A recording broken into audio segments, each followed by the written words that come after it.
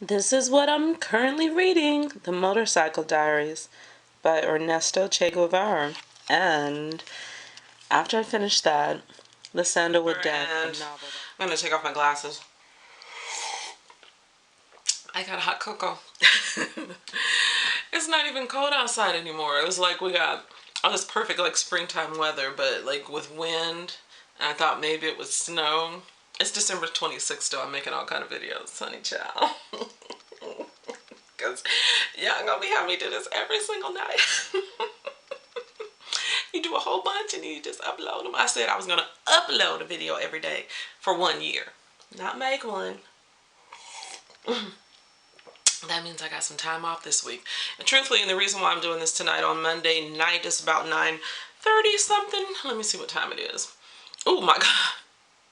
It's 10:10. Okay, so, oh Lord, I'm asking folks, how are you? And I got the wrong person. Wrong. Sorry. How are you? I'm not even going to answer the other person. That's sad. Anyway, how y'all doing? Anyway, this is Denise Cooper, and I'm going to drink my cocoa a little bit because I've been talking a lot.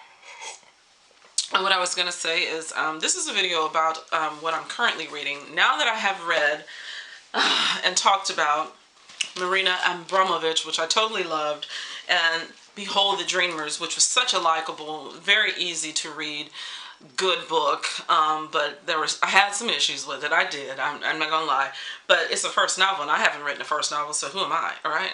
But I really did like it, and I think she is completely, totally gorgeous, and I will read her next novel whenever she puts someone up. Oh, she is so gorgeous and so happy looking, and I don't know if it's because of her youth and this being her first novel, that and maybe the issue that I had with this book about her saving the character so much when I see, or maybe it's because the work that I do, I see people not being saved all the time and that they just have a hard time, and that's that. And I hope I'm not getting too much bouncy glare from the light, but if I don't have that light on, you can't see me. So anyway, I'm just chatting and going to talk about the current reads. But if you want to hear what I said about that book, and like I said, it was very likable, but I wanted, actually maybe I got what I wanted because I was a little frustrated. See, you just gotta sometimes sit back, just rewind your feelings. That's why I kind of don't want to do the star thing. Like, who am I to give a star? I just want to recommend it and not recommend it. How about that? How about next year, just for myself, and on Goodreads, I can still talk about the book and give thoughts, but I don't have to mark off one of the stars, right? I don't think I have to. I don't, right? I heard you. I don't. So anyway, I don't have to mark off a star or anything like that, so I'm not going to do that next year in 2017. I'm not going to mark a darn star. At least not for me, because it's very hard, because I do go back and forth a lot. As you guys know, I'm kind of a little moody. Anyway, this is what I'm currently reading, child. Both of these, remember, oh, and what I'm saying, yeah, L'Habitard, I had to push that back, because, you guys, I'm still on my last books that I checked out from the library, and I have them until January 10th, so now I'm finished with those two. Still not finished with the 2 Coltrane books, because those are not books that you can just, or at least for me, like one of them, so much information is kind of getting dry. Like sometimes I feel like the writer is more impressed with the fact that he knows all this stuff that it's like, okay, I just want to know about my boy. But anyway, but I love the books with the John Coltrane letters, Coltrane on Coltrane. I'm just still fascinated with the fact that there's these letters. Anyway, I also made a chart, you guys, to help myself, and maybe I'll share the chart with you, but it's just basically a chart to keep here in my room, excuse me, on the books that I plan to read and the books that I actually got through for the month. And that will help me to do a better wrap-up at the end of the month, because I forget wrap-ups, as you've noticed. I haven't done one for November yet. I haven't done one for October. I haven't done any wrap-ups. Anyway, I've just been talking about books, and maybe because I'm thinking also too, maybe you just can help me, because I just like the interaction here. if you would please, let me know. Is it necessary for me to do a wrap up? Would you like a wrap up? I kind of like doing wrap ups because it can show you how much I got through, what I really enjoyed, and what books that, especially since I'm now just reading my shelves, other than the library books, trying to get through all of those library books before I take them back in January. Maybe a wrap up will show a nice, for the lack of a better word, wrap up, right? Maybe I'll still keep the wrap up. Maybe I'll just do better.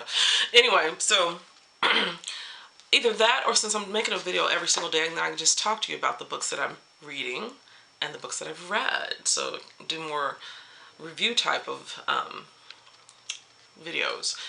But the reason why I say I'm reading both of these, because I'm also reading Che. I don't know where to look now. I'm also reading Che, but I'm kind of thinking I'm going to stop reading Che. It's on my bed table or my nightstand, and just go forward with one of these. This is written beautifully so far. I just read a little bit, and this one is written nicely. It's intriguing.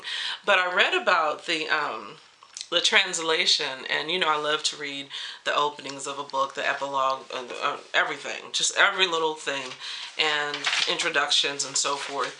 And so when I'm reading this, it's got the translator's note in it, right? And so I read that, and I'm thinking, okay. And then I get to chapter 1, so there's not an introduction other than the translator's notes, right? And I'm reading chapter 1, and I'm only on page 4. So I'm like in a page and a half into chapter 1, and I'm like, oh, I like it. I like it so far. That's going to be good. I mean, heads are rolling. People have already died. I'm only on a page and a half, okay? I want in there. I don't know why. Why do I like murder? Anyway, so Motorcycle Diaries, and yeah. Got a lot going on in the Motorcycle Diaries. It starts off with all the content and the Motorcycle Diaries, and there's a lot of content, and it goes with, it tells you about, there's an appendix in the back, A Child of My Environment, Speech to Medical Students, 1960, on page 167, so you get all that. And then the preface is here by Elida Guevara, and she talks about, you know, her finding the journal, and you know, finding out it was from her dad. And so she wrote this in 2003, so I read that already. And then preface to the first edition. Okay, I'm like, there's a lot of stuff going on before you can even get to the book. Biography of Ernesto Che Guevara, right? That's the next page. Brief chronology of Ernesto Che Guevara. So it goes into his chronology, talks about, you know, for instance, 1962, a fusion of Cuban revolutionary organizations takes place, and Che is elected to the National Directorate. Che visits the Soviet Union for the second time. So that happened in 1962. So it goes all the way up to 1997. And then it gives you a map of